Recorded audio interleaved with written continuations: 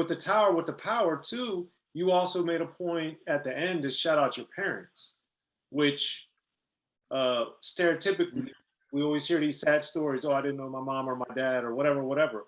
But I was like, oh man, this dude is awesome. He's promoting the fact that he loves his parents. So do you remember what made you say that on Tower with the Power?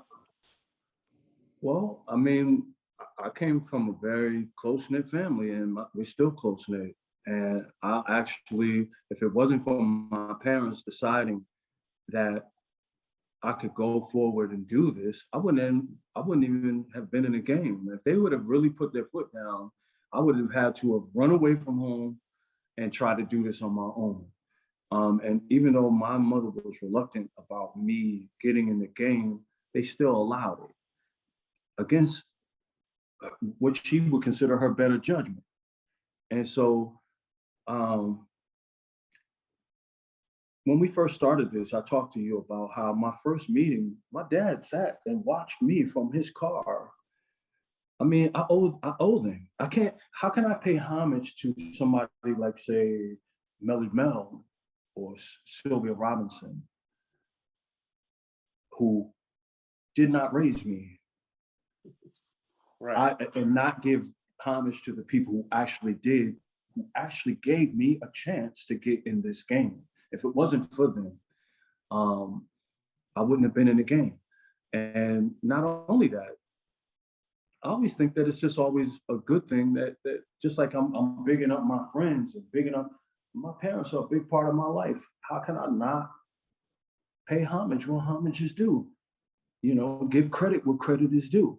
I'm big on that, man, trying to make sure that you know, we don't forget our upbringing. We don't forget who we are.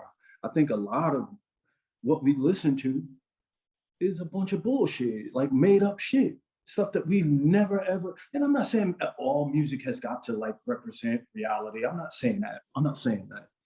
I'm just saying in the liner notes,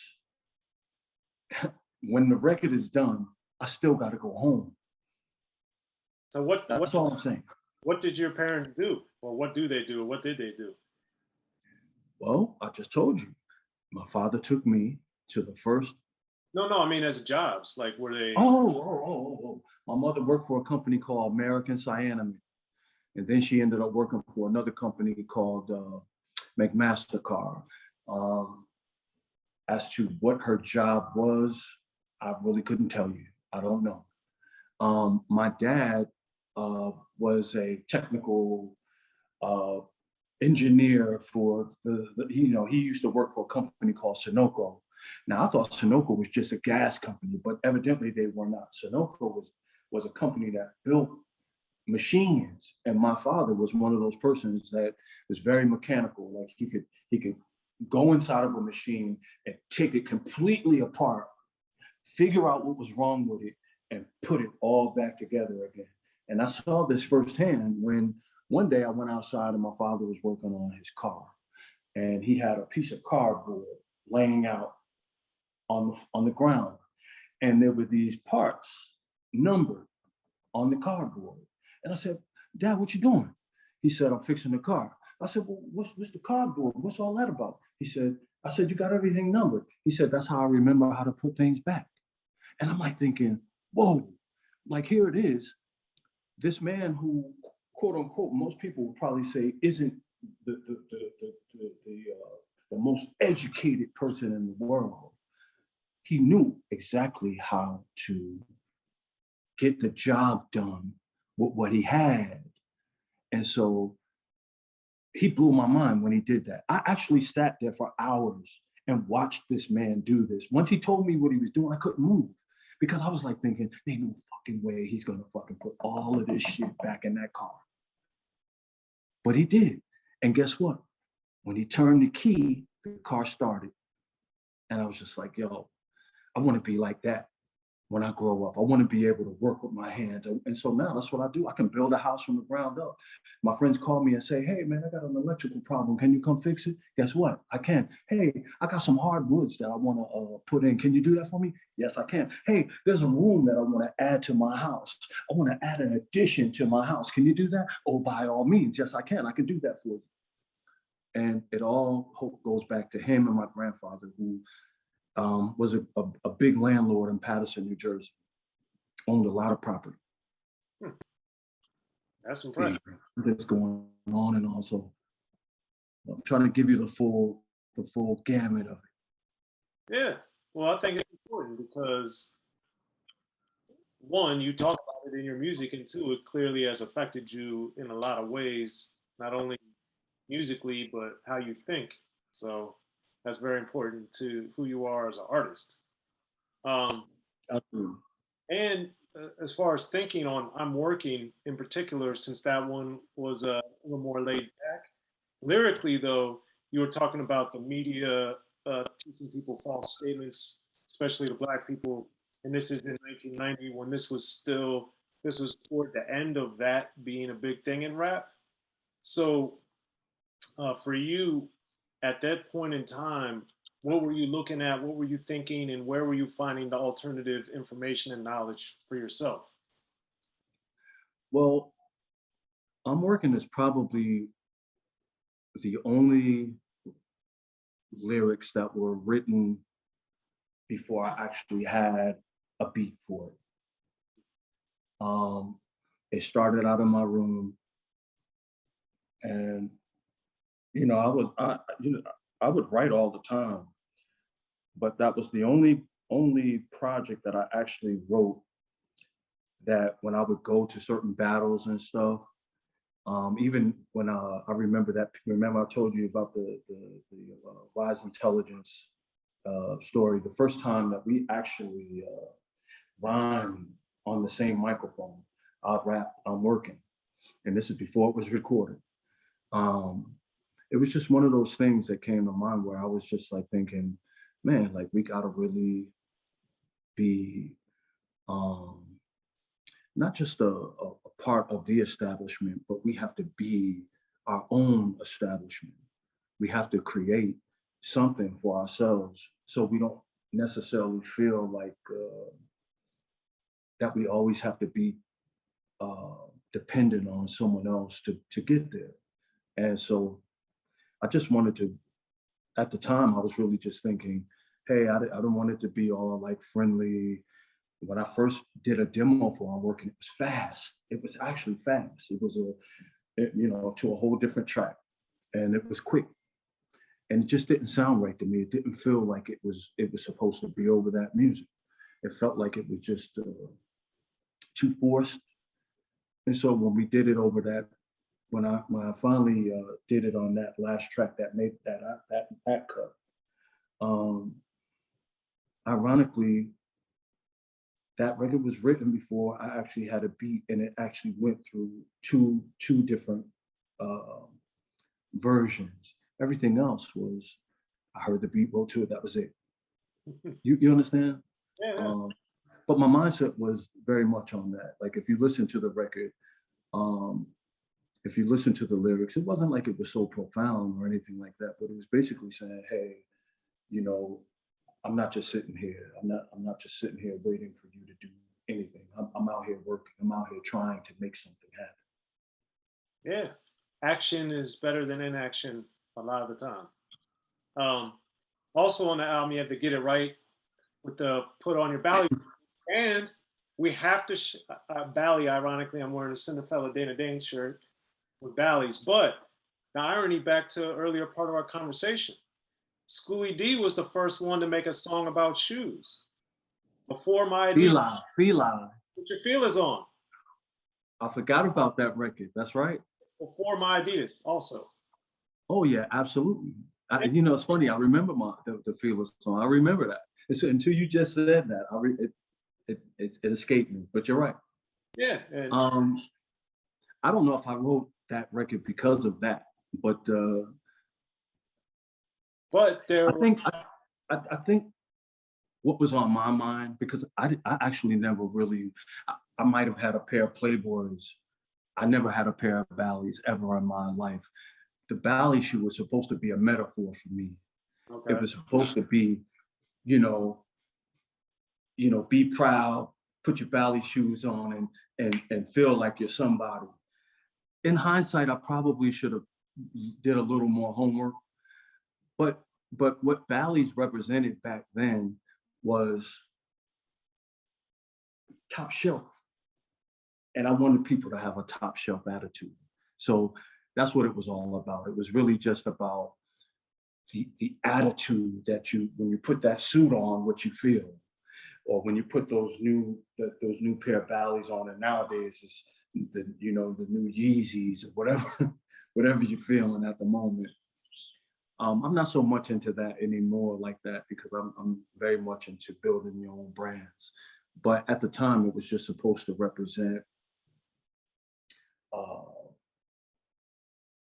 empowerment. If that makes any sense. Well, I got the sense on the song too, though. It's a lot about, as a lot of your music is, it's about self accountability on that song, and I think that is a very, very, I think, under represented theme in rap. It's a lot of, justifiably, of course, a lot of it is about being a victim, but Ice Cube, for instance, has a brilliant song for those that don't know it or haven't heard it or don't remember. It's called Us. And that's like turning the mirror. Master Ace does the same thing where he talks about, sometimes we're our own worst enemy. And I think that's accountability that I really appreciated about Get It Right. And back to your point about balance, everything has to be a balance. Like, we have to look at ourselves. What could we do better?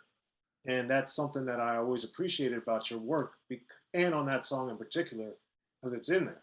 So where does that come from? Thank you. You're welcome. Where does that come from for you? How did you tap into that early on?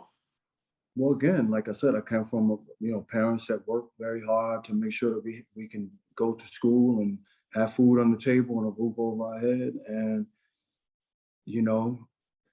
we would be, quote unquote, what would be called middle class, but most people that I knew, even myself and friends alike, we all delved into the drug game, not necessarily because we had to, because our parents worked and they made sure we had everything. But I just think that we were spoiled, man. We were spoiled, and not to the point where,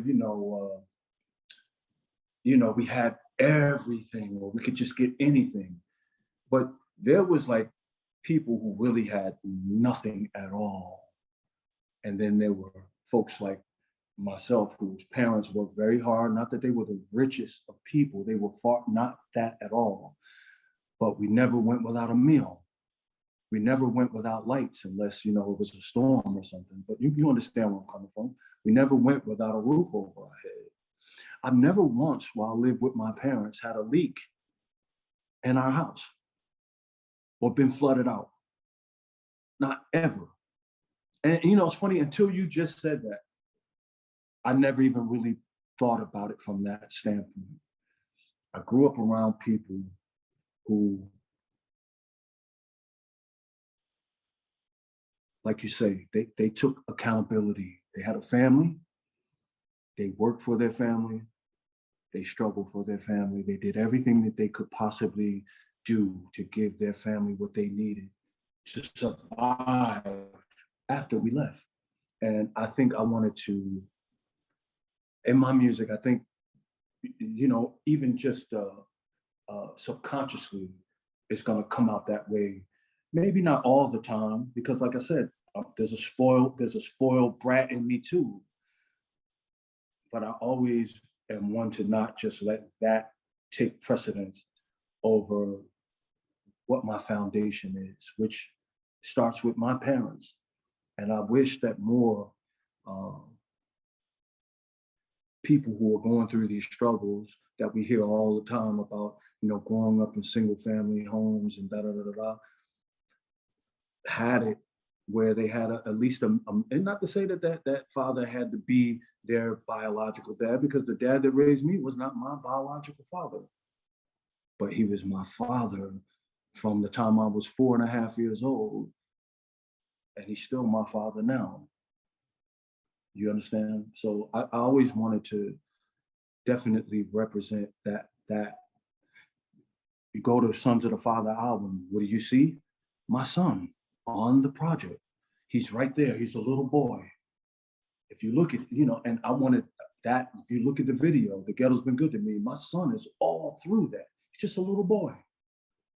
Because I wanted people to see that we're fathers too, that we just don't push our kids to the side, that we just don't push our families to the side. My mother is in that video, my brother is in that video, my father is in that video, and an array of cousins are in that video. Because I want to represent that family unit. When it was my turn to shoot a video and I had control over it, I was like, Mom, you got to be in this. Dad, you got to be in this. And we're going to put Alex in this. Because how can I be this person talking about these things and not visually show it when I get the chance to do it?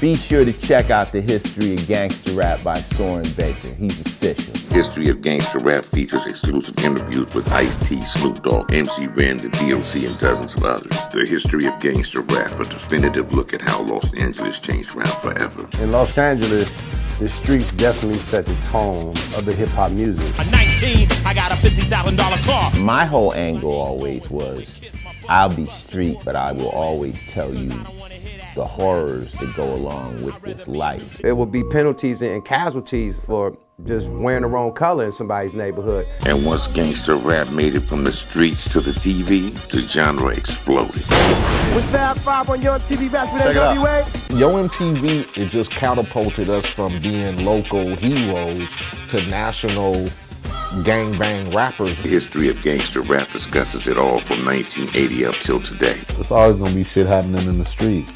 You know what I mean? So it's always gonna be something to talk about. The History of Gangster Rap in stores now.